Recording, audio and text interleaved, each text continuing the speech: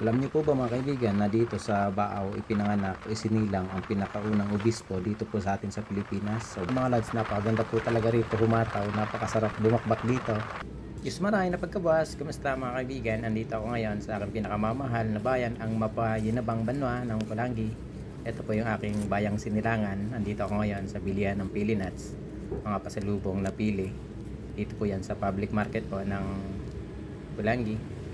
Ngayon mga kaibigan, alas 8 ng umaga, pabalik ako ng Maynila. Duman muna ako rito para bumili ng pasalubong. Kayo na po bahala, Ama, Panginoong Diyos, sa aming ligtas na biyahe ni AC. Ganun din po sa aming mga makakasabay, madadaanan at makakasalubong. Hanggang sa makarating po kami ng Maynila, ingatan niyo po kami, Ama, Panginoong Diyos. Shoutout po tabi sa mga kababayan pwede sa Palangga Albay. Kumusta ka mga amin? Sana baka naman pwedeng paki-like, subscribe, mabalo sa inyo namin. At sa mga kababayan ko dito sa Bicol, paki-like and share, paki-subscribe po ng aking maliit na YouTube channel, mabalo sa inyo namin. Ito mga lods mga kaibigan, ito po yung aming town proper. Medyo asinsado na rin po yung aming bayan. Marami na po rito mga fast food katulad po ng Jollibee. Tapos meron na rin po rito mga bangko. Ayan, may video po rito at iba pa. Tapos ito magkatapat po yan na LCC Mall. Yung sa kaliwa, yan po yung pinakamalaki. Tapos itong nasa kanan, yan po yung medyo maliit lang. At sa likod po niyan, nandiyan po yung lumang terminal. Pero kasi hanggang ngayon, yan pa rin po yung ginagamit. Kasi yung sa bago, hindi po yung pinapagamit. Sa ngayon po mga kaibigan, ito pong aming bayan ng Pulangi. Isa po yan maganda at progresibong bayan po yan ng Albay. Dito po yan sa rehiyon po ng Bicol. Etong kalsadang ito mga kaibigan, pag diniretso po yan, papunta po yan ng Legazpi. Tapos ito yung pa kanan, ito po yung papunta po ng Naga hanggang sa Maynila. Dito po sa aming probinsya ng Albay, marami po rito mga gandang mga kalsada katulad po nito.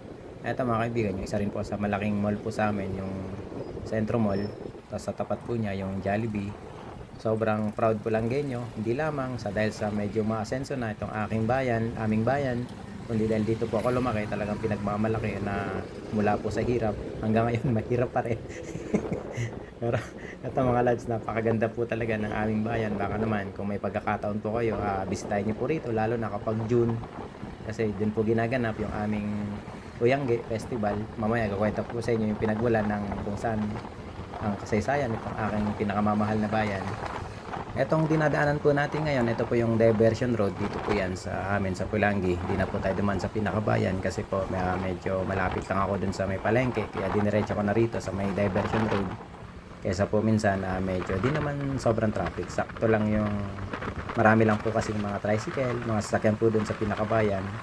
May ibang parte po rito mga kaibigan na 4 lanes po yung kalsada.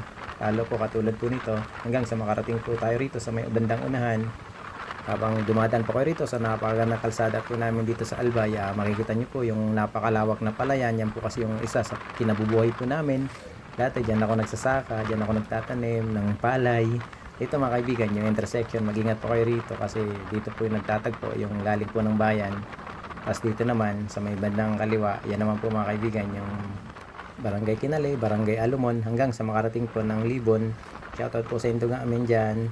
Eto mga kaibigan, mga lods, halos may mga ginagawa po rito ng mga kalsada, pinapalawak yan mga kaibigan, yung papuntang Libon. Ang aming bayan mga kaibigan ng Pulangi ay tinatag po yan noong 1584 ng Noy Spanish Friar na si Baltasar de Magdalena. Meron po itong 44 barangays at ako po ay taga Balinad. Kumusta kami yan mga kababayan ko? Ito mga kaibigan, yung napaka-straight, talagang tuwid na kalsada to. Mula rito sa may barangay Kinaliba to. Tapos madadaanan po natin yung barangay Balangibang hanggang sa may barangay Matakon. Sobrang napaka-straight ng kalsada na to.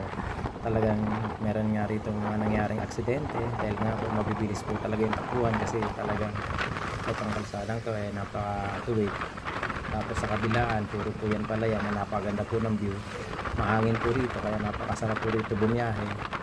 Halos may layo kami mga kaibigan na 552 kilometers papuntang Maynila, tapos 43 kilometers naman papuntang Legazpi City, kung saan yun po yung aming kapitolyo, na din po yung kapitolyo namin. Ayun sa Alamat. Ito na, Kuya King na tayo mga lods. Ayun mga kaibigan, sa Alamat, ito daw pong bayan ng Pulangi, pinapaniwalaan. Nagmula daw po ito sa pangalan po ng puno na ang pangalan ay Uyangge. Nasa ngayon wala na po yun, extinct na po yun. Kaya ang ilan sa mga barangay po rito sa amin sa Pulangi ay nasa pangalan po ng mga puno, katulad po ng Barangay Kutmon, ng Barangay Amugis, Barangay Lanigay, Buyo, tapos Anupol, tsaka Maynaga. Yan po yung mga ilan sa mga barangay po rito na halos pangalan po nila ay galing sa puno. Ang isa pa mga kaibigan na pinapaniwalaan po rito ng mga kababayan ko rito namin dito sa Pulangi, na mula daw po yan sa isang napakagandang babae na nagangalang Angge, na palagi nakasuot ng kulay pula na damit. Kaya nang tinanong daw noon ng mga Espanyol kung anong lugar to, sinabi ng mga lokal na Pulang Angge. Baka ang napagtanungan pa yun na ninuno namin dito sa Albay. Nasa kalaunan nga po naging Pulangi. Ayun daw po mga kaibigan sa kwento, na-inlove daw po si Angge sa isang makisig na mga ngaso at sila'y nagmahalan, ngunit may isang mangkukulam ang may gusto din sa lalaki. Kaya sa sobrang selos at galit, ginawan niya ng sumpa at ritual si Angge na siya pong naging dahilan ng kanyang panghihina at pagkakasakit, at dinala daw po siya si Angge sa isang albularyo at natalo yung mangkukulam. At nang gumaling si Angge, sila'y nagpatuloy sa kanilang pagmamahalan at nagpakasal, sana all. Kaya ngayon mga kaibigan, ito pong aming festival, pinangalanan po yan na Pulang Angge Festival. Pinagdidiriwang po namin yan tuwing buwan po ng Honyo bilang pasasalamat sa maganda at masaganang ani at sa kapistahan po ng aming bayan, at bilang pagpupugay na rin po sa napakagandang kasaysayan po ng aming bayan. Eto mga lads, napakaganda po talaga rito humataw, napakasarap bumakbak dito. Pero syempre mga kaibigan, bantayan po natin yung ating speed limit na wag naman sobrang mabilis, tapos iba yung pag-iingat po talaga yung ating papakaisipin palagi. Dito mga kaibigan, mga lads, tanaw nyo na po rito yung mga napakagandang Mayon Volcano, pero dahil pabalik nga po ng Maynila, di po natin makikita. Ang makikita lang po talaga natin dito yung napakagandang mga palayan, tapos magandang mga puno dyan sa mga gilid. Ayan mga lads, dati-rati nung hindi pa po ito nag-widening, talagang sobrang napakaganda rito, para kang nasa Korea, parang nakarating na. Kasi napakaganda po talaga ng mga puno po rito noon na napakarami, kaya sobrang napakaganda po rito talaga dumaan. Pero ngayon ayan mga lads, may mga konting fog pa rin po rito, kaya mas lalong lumalamig yung ating pakiramdam pag dumaan po tayo rito. At dahil mga kaibigan, sa 4 lanes, tapos maganda yung kalsada, tuwid, katulad po nito, napakabibilis po talaga ng mga sasakyan po rito. Kaya naku po, sobrang mag-iingat po talaga kayo. Sobrang iba yung pag-iingat po yung inyo pong gagawin po rito, kasi napakahirap na. At dito mga kaibigan, sa aming bayan, mayroon po rito isang lake na tinatawag po naming Danau Lake. Doon po natin makikita yung pinakamaliit na isda sa buong mundo na tinatawag po namin dito na tabyos, pero sa Tagalog sinarapan. At yun mga kaibigan, yung sinarapan na yun, makikita rin po yun sa may Bato Lake, tapos sa may Buhi Lake na nasa Camarines. Ito mga kaibigan, nandito na po tayo sa barangay po ng Matakon. Isa rin po to sa pinaka-asinsado rin ng barangay po sa amin dito sa Pulangi. Dati nga nung una, nung malit pa ako, akala ko isa rin tong bayan. Kasi nga po may mga palengke, tapos marami rin pong bahay na maganda. Kaya, pero isa rin po ito sa barangay po namin dito sa Pulangi. Kung inyo pong nakikita mga kaibigan, ito po, napakaganda pa rin po ng mga kalsada po rito sa amin, hanggang sa makarating po tayo ng papuntang sa may Bato, na kung saan kilalang kilala yung kanilang produkto na pansit bato. Tapos kilala rin sila mga kaibigan yung bato sa Bato Lake, na kung saan doon po hinuhuli yung masarap din na tilapia. Ito na mga kaibigan, ito po yung aming barangay na pinakahuli, yung Barangay Agus. Tapos pagdating po dyan, Barangay Agus din po yan, pero sakop na po yan ang Bato Camarinesor. Dito po natin makikita yung rainbow sa pagtawid po natin dito ng tulay, kasi yung rainbow po yan, yan po yung palatandaan po rito na kumbaga nasa Camarinesor na po kayo, nasa may banda na po kayong Bato Camarinesor. Ito po ang ating dinadaan mga kaibigan, ito na po yung Agus River na sa ilalim po nitong tulay na to. Napakalaki rin po ng ilog na yan, pero dito may ginagawa. Ayun mga lads mga kaibigan, yung rainbow na sinasabi ko sa inyo. Kaya mga kaibigan, kapag nakatawid na po kayo doon sa may malaki na tulay, tapos dito makikita nyo po yan, pagpasok po yun ng Camarinesor, yan po yung inyong makikita. Eto mga kaibigan, baka bago mag uwian ngayong Undas o kaya ng Pasko, baka tapos na tong kalsada na to, magiging maganda na po yung ating mga biyahe po rito. Pero sa ngayon, ito po muna yung ating tsatsagain. Pero mukhang sana matapos na bago mag-uwian, kasi alam naman po natin na napakaraming uuwi para sa kanilang mga mahal sa buhay. Welcome mga kababayan, mga kaibigan, dito po yan sa bayan po ng Bato, sa Camarinesor. Eto mga kaibigan, mga lods, ang Bato, kilala po talaga yan sa kanilang pinakamasarap na pansit, yung pansit Bato. Sinasabi po mga kaibigan, ito daw pong bayan ng Bato, dati raw po itong sakop ng Nabwa. Katulad po ng iba pang mga lugar po rito sa Camarines Sur, nasa 5th District, yung mga bayan po ng Balatan, ng Buhi, ng Iriga City. Yan po yung mga dating sakop daw po yan ng Nabwa. Ayon mga kaibigan, sa pinagmulan o kung saan po nagmula yung pangalan po ng bayan po ng Bato, sinasabi po nila na mayroon daw pong misyonaryong pari na may nakita raw mga kaibigan ng misyonaryong pari na yon ng isang malaking bato habang siya ay nasa sa Lake na Ranao, tawag po yan ng mga lokal dito po yan sa Lake Bato. Nanggaling po yung pare sa Nueva Cáceres papunta daw pong Albay. Nang tanungin daw po niya yung mangingisda sa gilid ng Barangay Agus, sinabi po nila na ito daw po ay bato, kaya ngayon tinatawag na po itong bato. Pero may isa pa daw pong pinapaniwalaan na tinawag daw po itong bato kasi nga po napakarami pong mga bato sa paligid po ng lake. Sinasabi mga kaibigan na noon daw pong panahon ito daw pong Lake Bato, pinamamahayan daw po ito ng mga buhaya. Pero ngayon iba yung pakahulugan ng mga buhaya sa panahon ngayon. Napakarami nila nasa posisyon. Itinatag mga kaibigan itong bato Camarines Sur ng pong February 15, 1573 sa tulong po yan ni Father Manuel Torralba. At sinasabi mga kaibigan, noon daw pong April 23, 1852, nasunog daw po yung bayan po ng Bato. Dahil nga po, noong panahon, mga gawa lang po sa light materials, tapos mga bahay kubo, yung mga bahay dito. At kalimitan mga kaibigan, nasa may bandang mga lake po sila talaga nakatira, yung pamayanan po mga sinauna po rito. Eto mga kaibigan, malapit na po tayo sa Mayriles na kung saan doon po natin makikita yung junction ng papuntang bayan po ng Bato. Tapos pag kumana naman po tayo rito, papunta naman po yan ng Iriga City. Ito mga lods mga kaibigan, dito po natin makikita yung founder po ng pinagmulan po ng Pansit Bato. Ang sinasabing pinagmulan o founder po ng Pansit Bato ay wala pong iba kundi si Sir Pedro Di Claro Sr. Tinatag po niya ito noon pong 1940. Grabe, parang panahon ng giyera yon mga lods. Tapos si Sir nag-iisip siya, tapos gumagawa ng mga sangkap kung paano pasarapin yung napakasarap na Pansit Bato na ngayon talaga namang napakasikat. At dahil nga po sa sikat yung Pansit Bato, napakarami na rin po rito ng mga gumagawa na iba't ibang klase rin po ng mga Pansit Bato. Kung 1940 po niya ginawa, tapos ngayon 2025, bali 85 years na po yung napakasarap na Pansit Bato na atin pong natitikman sa ngayon. Grabe, napakatagal na po pala. Talaga naman, napakatibay talaga ng pagkakagawa niya po sir. Napakalaking bagay po yun sa atin, lalo na sa ating mga Bicolano. Isa pong katangi-tangi at napakagandang pamana po ninyo, hindi lamang po sa ating mga Bicolano kundi sa iba po pong mga Pilipino nasa ibang bansa. At dahil po dyan, maraming salamat po. At dito mga kaibigan, sa Bato Camarines Sur, marami rin po rito mga pasyalan, katulad po nga po ng Bato Lake na kung saan din po hinaharvest yung napakasarap po na tilapia, mga hito, tapos mga dalag. Ang Bato Boulevard naman mga kaibigan, napaganda pong pasyalan kapag umaga, tapos sa hapon para sa sunrise, tapos sunset. Maganda rin po dyan mag-jogging para naman po napaganda pa ng view habang nagja-jogging po kayo at mamasyal. At isa pa mga kaibigan, sa pinakasikat ngayon na pasyalan po rito sa Bato, yung pong mini New Zealand na talaga naman pong mamamangha po kayo sa napagandang lugar na po yun, pero di pa po ako nakapunta. Mula mga kaibigan sa aming bayan ng Pulangi hanggang dito sa may Bato, hanggang papunta po tayo ng Nabwa, Camarines Sur, napakaganda po ng kalsada.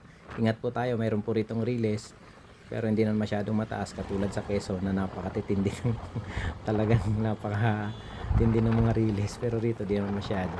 Pero syempre mag-ingat pa rin po tayo lalo na kung maulan kasi madulas po yung riles na yan, yung bakal po na yan. Pero dito habang bumabiyahe po tayo, napakaganda at napakasulit po ng makalsada. Kaya talagang sobrang mag-enjoy po kayo sa biyahe po rito. Wag lamang mamaya pagdating natin ng Andaya Highway, naku po talaga naman tagadol tayo doon. Dito mga kaibigan, 4 lanes po ulit yung mga kalsada, tapos wala pong lubak. Kaya sobra po tayong nag-enjoy sa biyahe. Napakasulit bumiyahe po rito mula po sa amin sa Pulangi hanggang dito sa may papuntang Nabwa. Welcome mga kaibigan sa Nabwa, Camarines Sur. Ito po yung tinatawag ko nilang mother town ng Iriga City, Nambula, Nambaaw, Buhi, Bato, Balatan. Dahil nung araw ito po ay bahagi po ng Ambos Camarines. Pinapaniwalaan mga kaibigan, ito daw pong bayan po ng Nabwa ay mas matanda pa daw po ito sa Maynila. Dati lamang po itong settlement ng mga lupa na pinamumunuan po ng dato. May dato pa nga. Isa rin po mga kaibigan, itong bayan po ng Nabwa sa medyo asinsado na rin pong lugar. Meron din po ritong mall, yan po yung LCC. Ang inyo naman pong natatanaw na nasa bandang kaliwa, yan po yung pinakamagandang simbahan po rito. Napakatanda na po niyan. Isa po yan sa magandang simbahan po rito sa Bicol Top. At itong sa pakaliwa mga kaibigan, papunta po yan ng bayan po ng Balatan. At dito naman sa unahan mga lods, papunta naman po yan ng Iriga City. Kasi itong dadaanan po natin, ito po yung public market po ng Nabua. Bali, ito na rin po yung diversion road. Papunta naman po yan ng Baaw, papuntang Pili.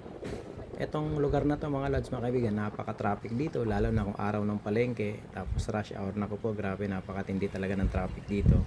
Naalala ko nga dati noon nung mahal na araw dumaan ako rito, grabe, napakahaba ng pila ng mga bus, ng mga sakyan. Pero dahil tayo nakamotor, talagang nakakalusot po tayo, pero grabe rito. Pero ang alam ko may ginagawa po ritong diversion road o kaya ng bypass, di ko lang po alam kung saan po banda yon. Nung unang panahon daw mga kaibigan, itong bayan po ng Nabua ay napakarami at talagang pinagpala daw po sa napakaraming nyog, kaya dito daw po nagumpisa yung pangalan ng bayan. Sinasabi mga kaibigan, noong 1578 ay tinayo ng mga paring Franciscano ang simbahan sa Antacodos Settlement. Ang dating pangalan po ng Nabua ay Nabuboa. Ayon mga kaibigan kay Father Felix Huerta, nang dahil sa daming nyog po rito noon, doon daw po nagumpisa yung pangalan pong ng Nabua, mula po yan sa salitang boa o sa tubo po ng nyog na nasa loob po yan ng bao. Napakasarap niyan mga kaibigan, yun yung paborito ko dati, lalo pa yung maliit pa ng mga boa o yung tubo ng nyog. Lagi kong inaabangan yun mga kaibigan, lalo na kapag nagkokopra sa amin noon. Talagang yun ang inaabangan ko, bali nakakaalis na ng gutom, nakakawala na ng gutom kasi nga pa sa sobrang hirap ng buhay. Isa na rin yun sa pamatid gutom, pamatid uhaw.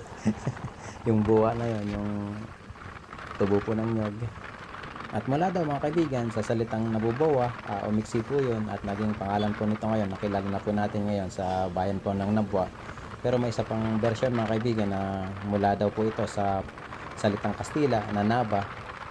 Ito mga kaibigan na binabagtas po natin, isa rin po ito sa napakagandang kalsada. Ito po yung diversion road mula po sa Nabua papuntang Baaw. Pero dito mga kaibigan sa unahan, grabe ang baha po rito, grabe pag umulan. Yung sunod-sunod na ulan tapos may bagyo, halos nakikita po dyan yung mga palayan na sobra talagang lubog sa baha. Pero itong kalsada, di naman po yata ito inaabot ng baha kasi mataas ito mga kaibigan. Pero grabe dyan, mga palayan talaga na yan. Kung inyo mo nakikita yung mga palayan na yan, sobra grabe, napakatindi ng baha po dyan sa parting yan. Lahat yan, kala mo ilog, kaya lawa yung napalawak na baha po dyan. Dito mga kaibigan, may 4 lanes na ulit. Talaga naman sobrang nakaka-enjoy at napakasarap bumiyahe. Napakasarap bumakbak. Pero syempre sobrang ingat lang, dahan-dahan lang, wag naman yung sobra. At dito mga ganito mga kaibigan na 4 lanes, kailangan kapag mabilis po kayo, dito po sa passing lane. At kapag mabagal naman po kayo, katulad po ng mga tricycle, motor at iba pa na mabagal, dito po kayo sa kanan para mas makabigyan po natin ng priority yung mga mabibilis po ng mga sakyan na nasa bandang kaliwa po natin. Pero dito mga lods, napakaganda po ng view po rito ng mga palayan, kaya sobrang nakaka-enjoy, napakasarap sa mata pagmasdan ng mga palayan po rito. Ito mga kaibigan, mukhang sakop na po ito ng Baaw. Di ko lang po sigurado kung sakop na siya ng Baaw, Camarines Sur. Katulad mga kaibigan ng Bato, Buhi, Balatan, Iriga City, ang Baaw mga kaibigan ay dating pong sakop ng Nabua. Alam niyo po ba mga kaibigan na dito sa Baaw ipinanganak, isinilang ang pinakaunang obispo dito po sa atin sa Pilipinas? Sobrang proud naman, nakaka-proud naman na dito nanggaling yung pinakaunang obispo ng Pilipinas natin. Ang pangalan mga kaibigan ng pinakaunang obispo dito po yan sa atin sa Pilipinas ay si Bishop George Barlin. Dito po yan pinanganak sa bayan po ng Baaw sa Camarines Sur.